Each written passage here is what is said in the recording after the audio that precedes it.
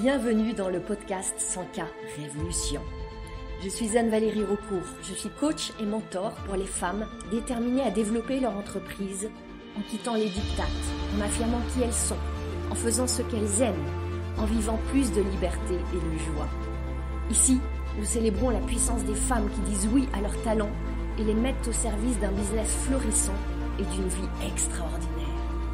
Ce podcast vous montre comment appliquer les principes de l'énergie, du mindset, de la spiritualité et des stratégies alignées pour créer un succès indécent en partant de vous.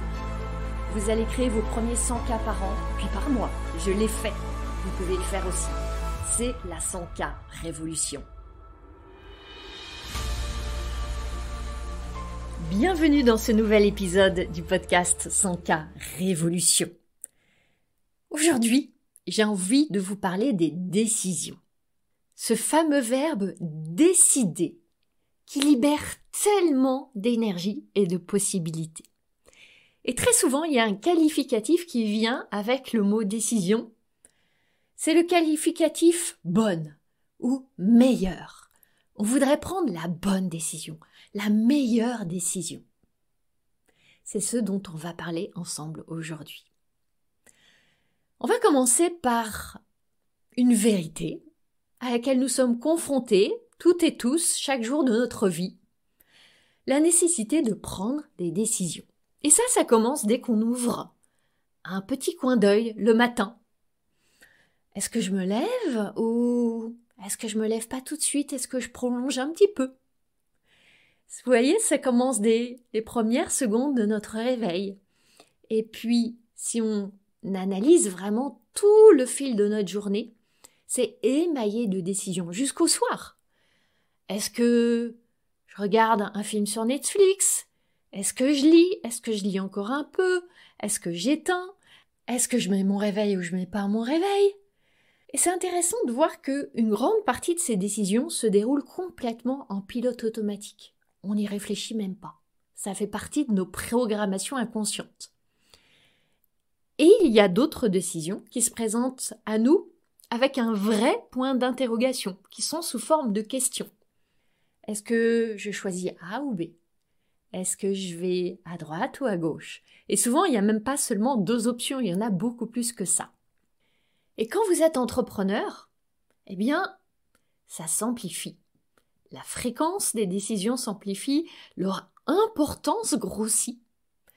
Et chaque jour, dans notre parcours d'entrepreneur, il y a des décisions à prendre. Des petites, des moyennes, des grandes, on n'y échappe pas.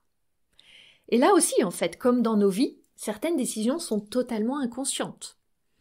Par exemple, vous continuez à communiquer d'une certaine manière sur les mêmes plateformes, avec le même type de langage, le même type de poste. Vous maintenez le même prix pour votre offre, vous collaborez avec les mêmes personnes, etc., etc., etc. Jusqu'au jour où peut-être il y a quelque chose qui intervient.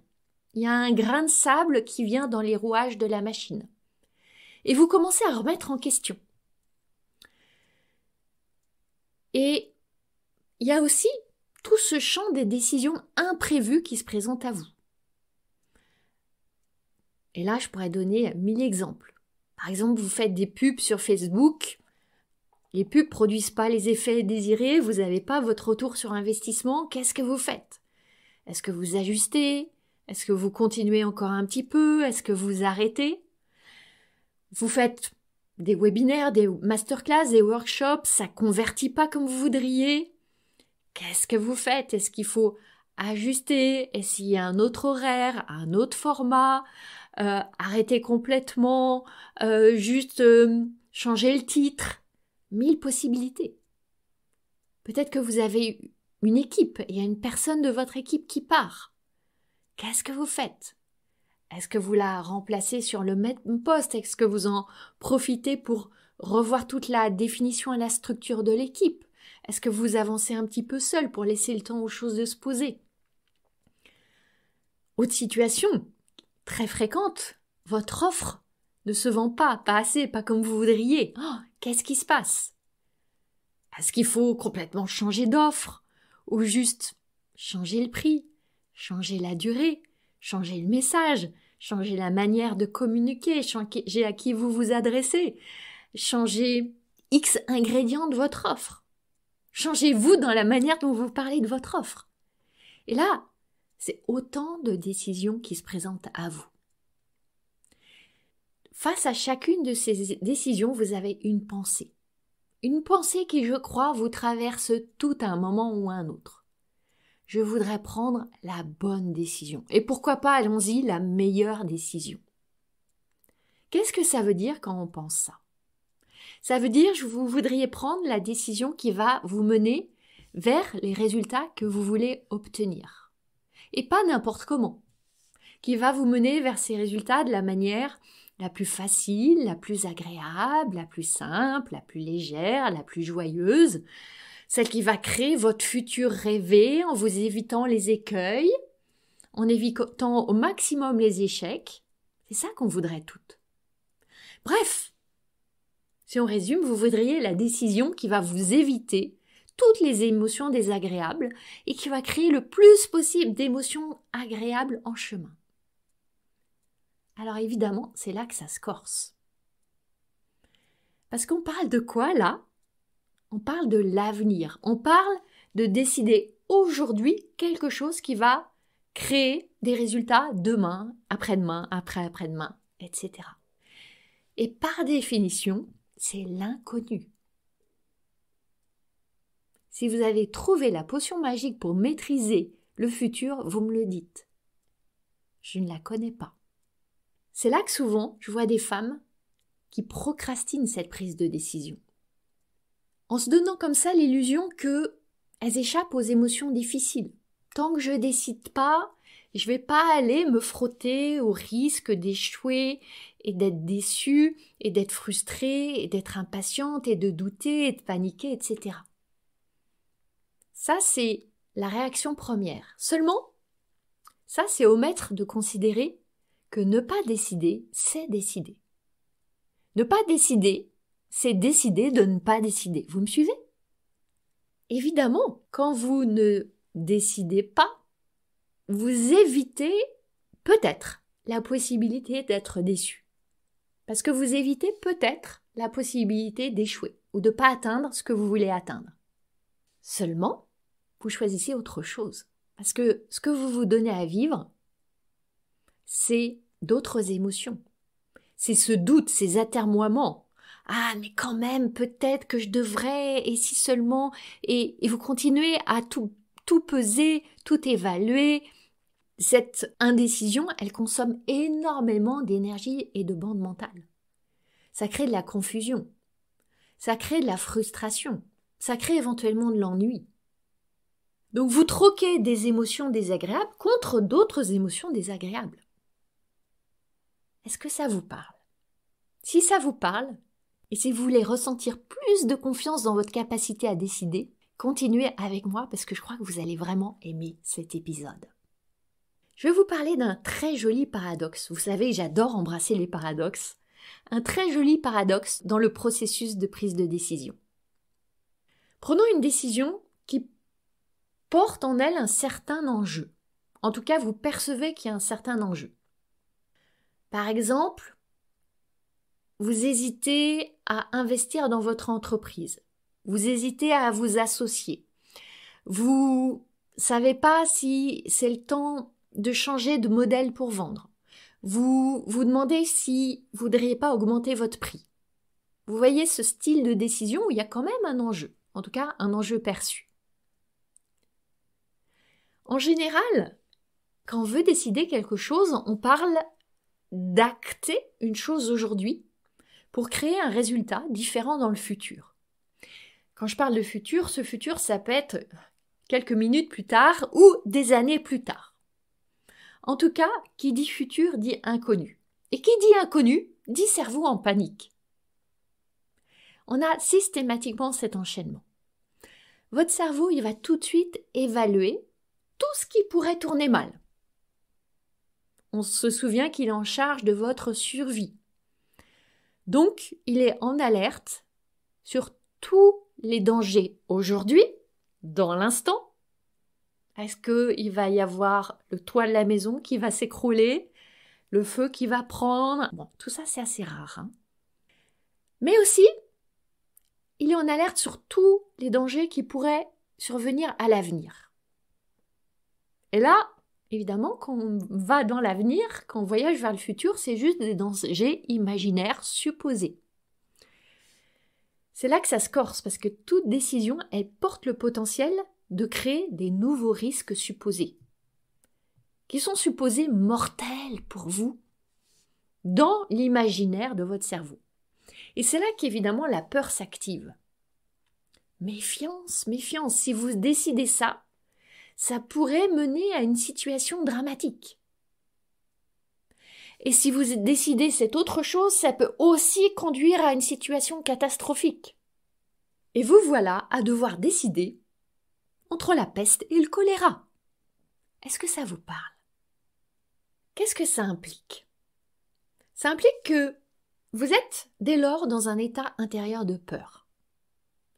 Et vous vous préparez à prendre cette décision en partant de la peur. Or, vous le savez, la peur est très rarement la meilleure conseillère. Donc vous voudriez prendre la meilleure décision, mais vous avez confié en vous pas du tout la meilleure conseillère. Peut-être même la plus mauvaise conseillère. Donc si on regarde de très près ce qui se passe, vous avez peur aujourd'hui d'avoir peur dans le futur qu'il y ait de la peur ou peut-être d'autres émotions comme la culpabilité, la honte, la désillusion, etc. C'est une grande illusion. C'est là que c'est important de prendre le temps, d'observer ce qui se passe, de ralentir, de déjouer ce mécanisme. Et dans ces moments-là, être accompagné peut être d'un immense soutien. Parce que très souvent, on n'a pas la capacité, surtout quand la peur s'est installée, et que le voile de la confusion est là, on n'a pas cette capacité à voir ce qui se joue en nous. C'est là qu'à voir ce miroir qui vous aide à voir c'est quoi la réalité? C'est quoi la vérité? C'est tellement précieux. Évidemment pas pour décider à votre place, mais pour juste replacer la décision dans un contexte plus clair, plus propre, plus net et plus propice au vrai discernement, cette très belle qualité du discernement. Et c'est là que je parle en fait de paradoxe. Parce que la réaction naturelle face à une décision, on l'a vu, c'est la peur. Mais idéalement, vous voudriez décider en partant d'un état interne positif, paisible, serein, confiant. Vous voudriez décider en vous installant dans un espace d'abondance et d'amour. Parce que depuis cet espace-là, depuis cette qualité d'expérience-là, vous pouvez vous dire, quoi qu'il advienne, tout ira bien. Je saurai traverser, je saurai grandir. Je sais que si ça ne se passe pas comme je voudrais, ça se passe néanmoins en ma faveur. C'est exactement ce dont j'aurai besoin à ce moment-là. C'est précisément l'étape qui sera nécessaire pour me mener vraiment vers mes plus grands objectifs. Vous êtes alors dans la confiance que, quoi qu'il advienne, vous aurez toute l'aide dont vous aurez besoin en chemin, qu'elle se présentera. Que le chemin n'est jamais linéaire. Je vais prendre un exemple. Prenons une décision dont l'enjeu est de vous mener vers plus de clients et plus d'argent. En tant qu'entrepreneur, on a très souvent des décisions de ce calibre-là dans notre champ. Si vous partez d'un espace de peur, vous allez être dans l'urgence, dans la précipitation. Vous allez vouloir tout contrôler le processus, tout maîtriser. Et dès que quelque chose va pas se passer comme prévu, dès qu'il va y avoir un signal négatif, dès que vous allez recevoir un non, dès que vos posts pour communiquer sur votre offre vont pas susciter de l'engagement, ça va être la panique. Et tout de suite, vous allez switcher vers « c'est foutu, ça ne marchera pas ». Pourquoi ? Parce que vous êtes partie de toute façon d'un espace de peur. Donc c'est la peur qui est la trame de toutes vos actions. Et vous êtes préparé à ce que ça se passe mal, et ça va se passer mal. Vous savez à quel point vos pensées et vos émotions créent votre réalité. Maintenant, si vous partez d'un espace d'abondance, si vous croyez que quoi qu'il advienne, il y a abondance de clients pour vous, il y a abondance de personnes qui attendent ce que vous proposez, il y a abondance de personnes qui sont destinées à être là sur votre chemin. Et que oui, peut-être, vous avez encore des choses à apprendre. Et que très souvent, on apprend plus dans les épreuves que dans les succès et la facilité. Si vous croyez que tout tournera toujours en votre faveur, quelle que soit votre décision, vous voyez à quel point vous partez d'une autre énergie, que vos actions vont être portées par une autre force, une autre coloration, une autre tonalité, et que vous allez créer des résultats différents. Maintenant, quand vous partez de cet état interne d'abondance, de confiance et d'amour, la bonne décision, et je mets des gros guillemets autour de bonne, ça devient celle qui semble la plus simple. Celle qui ouvre le chemin où, a priori, il y a le moins de résistance. Celle qui ouvre la route la plus joyeuse, agréable, inspirante, plaisante.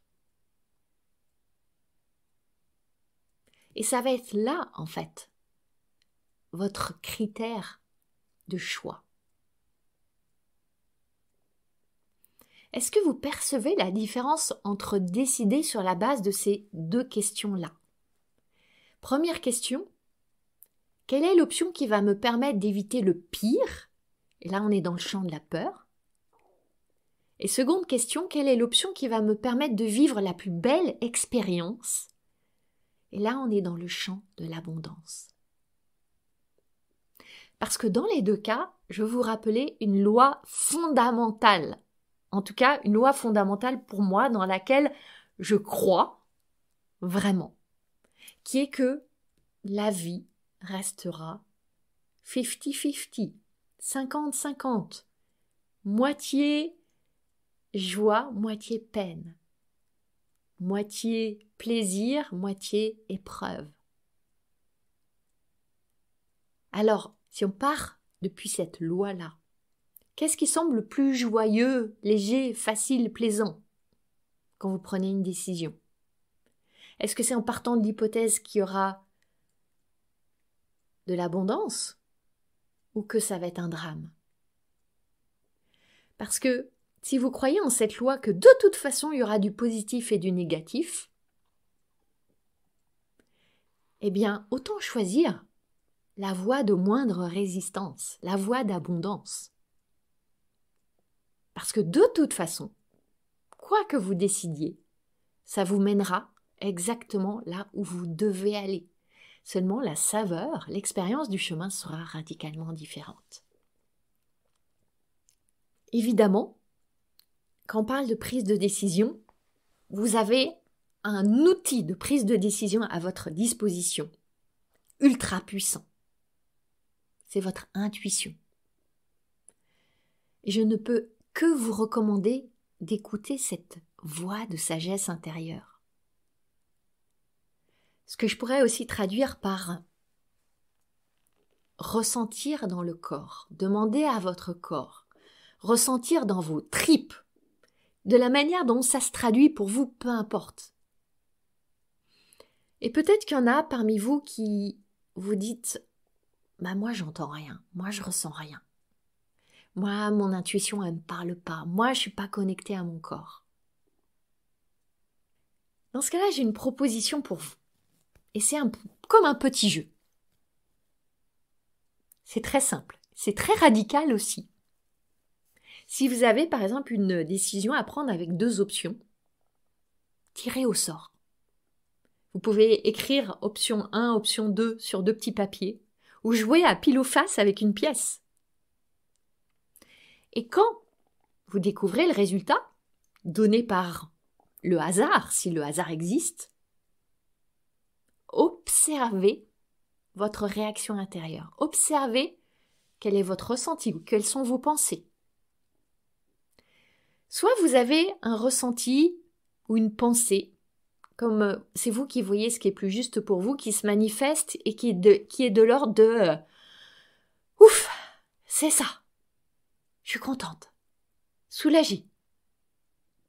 Ah, c'est un indicateur. Ou peut-être qu'au contraire, ce que vous entendez, c'est « Oh non, j'aurais préféré l'autre choix. Pourquoi c'est pas l'autre option ?» Eh bien, vous avez votre réponse. Ça peut être un guide très simple et très joyeux. Je l'ai proposé parfois à des clientes en coaching individuel et c'est très révélateur. Et si aucun ressenti, aucune pensée ne se manifeste, si c'est complètement neutre pour vous, eh bien très bien. Vous suivez alors la proposition du hasard. Ce que le petit papier ou la pièce vous a indiqué, tout simplement. Parce que il y aura un mix de défis difficiles et de moments extatiques dans les deux cas.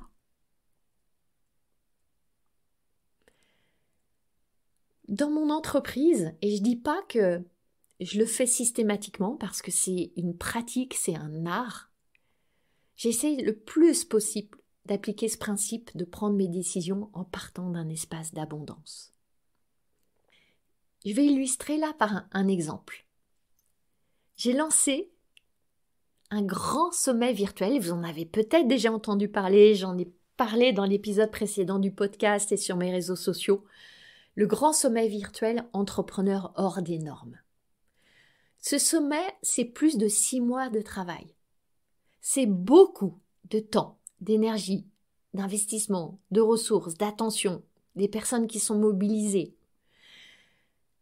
Ça me confronte aussi, moi, à certaines peurs, à certaines zones d'inconfort, à certaines peurs de rejet, à certaines peurs de l'échec. Et quand j'ai décidé d'initier ce projet au cours de l'été, j'ai rencontré plusieurs personnes qui ont organisé des sommets, je les ai questionnées pour savoir quelles étaient les étapes à respecter, les pièges à éviter, les défis que j'allais rencontrer. Et chacune d'entre elles m'a mise en garde sur plein de choses qui allaient être difficiles sur ce chemin-là. Ça aurait été facile de renoncer. Parce que je me suis dit, ah là là, je vais manquer de temps. J'ai peur que ça soit un fiasco. Je vais engager beaucoup de ressources et peut-être que ça va être pour pas grand-chose. Je vais mobiliser des personnes renommées et si c'est un échec, je vais traverser la honte et puis je vais solliciter des personnes et je vais avoir des noms. Tout ça, c'est une partie de la vérité. Et seulement si j'avais pris la décision en partant de la peur du manque, de la peur de l'échec, je ne l'aurais pas fait, je ne l'aurais pas lancé. J'ai choisi intentionnellement de partir de l'abondance, de l'amour, de l'ancrage dans ma mission, de la confiance que ce sommeil a un sens et que, surtout maintenant dans l'époque, dans l'ère qu'on traverse, les femmes ont besoin de soutien. Les femmes qui se sentent différentes ont besoin d'être aidées pour prendre leur place parce qu'elles ont tellement un rôle à jouer. Et ça, j'y crois dans mes tripes. Donc, j'ai décidé de le lancer, ce sommet. Et quoi qu'il advienne, j'apprends tellement, je grandis tellement, je rencontre des personnes incroyables. Et puis tout simplement, rien qu'en l'organisant, je vais pouvoir transmettre à mes clientes dans 100 cas Révolution comment on organise un sommet virtuel. Et je sais qu'il y en a plusieurs qui ont envie de se lancer dans ce type de projet. Et je serai à même de leur transmettre la quintessence de tout ce que j'aurais appris pendant tous ces mois de chantier. Et puis, fondamentalement, je suis bien certaine que je vais toucher quelques âmes avec ce sommet. D'ailleurs, si vous voulez être parmi ces âmes touchées par le grand sommet virtuel Entrepreneur hors des normes, je vous invite à vous inscrire, si ce n'est pas encore fait. C'est 100% en ligne, c'est 100% gratuit. Vous allez rencontrer 16 intervenantes et intervenants extrêmement talentueux et généreux qui vont venir comme jusque dans votre salon pour vous partager à cœur ouvert leur expérience, leur expertise. Comment vous aussi vous pourrez faire de votre différence la plus belle différence que vous pouvez offrir au monde. Le lien d'inscription est dans les notes du podcast, sur mes réseaux sociaux, sur mon site internet. Il y a un site dédié au sommet.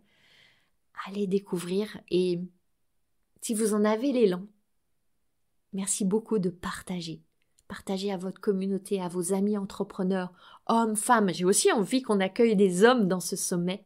Donc merci infiniment à chacune de vous qui aura créé l'élan de partager un de mes posts, partager une story, envoyer le lien. Ça me fait chaud au cœur, donc merci infiniment. Je vais vous donner un autre exemple de ce que ça donne de décider en partant d'un espace d'abondance. Pendant mon séjour à Bali, j'ai été rattrapée par une idée qui me trotte dans la tête depuis bien 2 ans. Vous savez, ce genre d'idée qui trotte dans la tête, qui gambade, et puis qui s'en va, qui revient, qui s'en va, qui revient. Mais vous vous dites que non, c'est pas le bon moment, ça va vous prendre trop de temps, ça va jamais marcher, vous n'avez pas les bonnes personnes dans votre communauté. C'est l'idée d'organiser une retraite business à Bali. Quand je dis rattraper, en fait, j'ai été rattrapée par un homme, là-bas à Bali, qui s'appelle Peter, et que j'ai rencontré dans un lieu extraordinaire qu'il a créé, un projet complètement fou. Il a créé des pyramides au milieu des rizières, près d'Ubud, un truc complètement improbable, qui est devenu un lieu de rassemblement, d'expérience, de cours, de formation, d'expérimentation, autour de la spiritualité, de la connaissance de soi, du développement personnel, etc. J'ai eu la chance de rencontrer Peter là-bas par les petits clins d'yeux de la Providence. Et je partageais à Peter mon rêve d'organiser une retraite à Bali. Et il m'a piqué un peu en me disant « Mais c'est un rêve, pourquoi tu l'as pas déjà fait ?» Et je lui ai dit que ouais, j'attendais un meilleur moment, que j'hésitais, qu'il fallait que les conditions soient réunies. Il m'a regardé d'un regard très comme menaçant, mais rempli d'une immense bienveillance en me disant « Just do it ». Fais-le. Et je me suis dit ouais, c'est le messager que j'attendais pour le faire et prendre pour de bon cette décision. Parce que jusqu'à présent, en ne décidant pas, en réalité, j'avais décidé de ne pas le faire. J'avais décidé de ne pas le faire parce que Bali, c'est loin. Est-ce que je vais pouvoir embarquer des femmes qui vont voyager si loin? Et puis ça va me prendre du temps de l'organiser. Et puis ça va nécessiter des engagements financiers. J'avais plein de très belles excuses. Et là, grâce à cet homme, j'ai changé de perspective, j'ai changé d'espace. Je me suis replacée dans mon amour pour Bali, dans ce que j'ai à transmettre, dans l'abondance que j'expérimente là-bas et que j'ai envie de partager cette expérience avec d'autres femmes. Et que, évidemment, il y a en France au moins 10 femmes qui brûlent d'envie de vivre cette expérience de transformation profonde avec moi là-bas au paradis. Mais c'est devenu une évidence. Et je vous invite, si ça résonne pour vous, à découvrir la magie de ce voyage, aussi à votre tour. Le lien est dans les notes du podcast, vous pouvez le trouver sur mon site. Si c'est un voyage qui vous appelle, ça va être un truc incroyable, parce que ça fait tellement longtemps qu'il mijote dans ma marmite. Je veux chérir, je veux choyer, je veux une expérience intime, profonde, puissante avec les femmes, audacieuses, voyageuses, pionnières, qui voudront venir à Bali avec moi pendant ces 6 journées incroyables. Plutôt que de me dire « et si ça marchait pas ?» J'ai choisi de me dire « et si ça marchait merveilleusement ?» Et si ça marchait peut-être même au-delà de mes rêves les plus fous? Parce que les deux sont aussi vrais. C'est vrai que ça peut ne pas marcher. Pas marcher dans le sens pas créer les résultats que je voudrais. Et c'est autant vrai que ça peut marcher au-delà de mes espoirs les plus fous. Et là, je ne vous parle pas de faire l'autruche, de se mettre la tête dans le sable.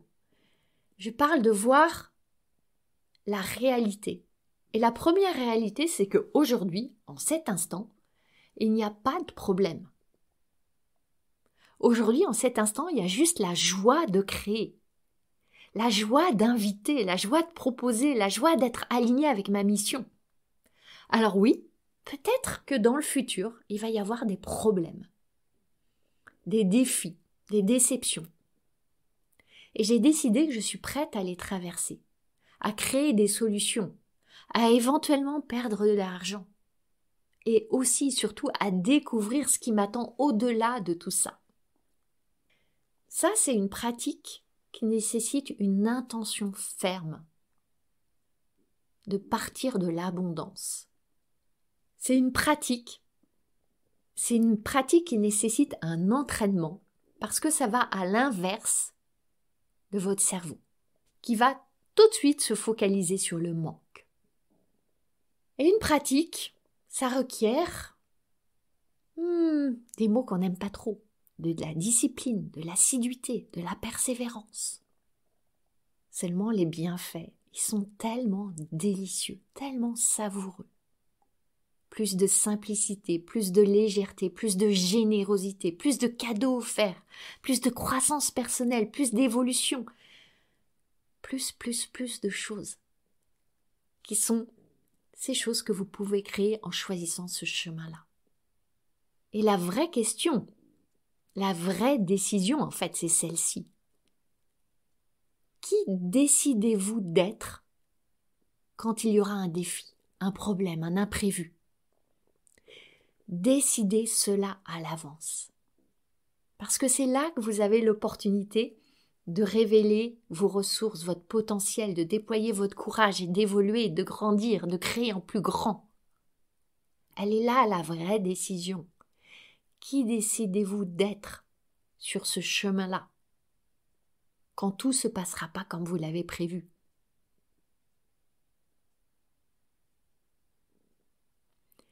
Je veux aussi vous parler d'un effet secondaire tellement agréable qu'il y a à décider en partant d'un présupposé d'abondance. C'est que vous allez décider beaucoup plus rapidement.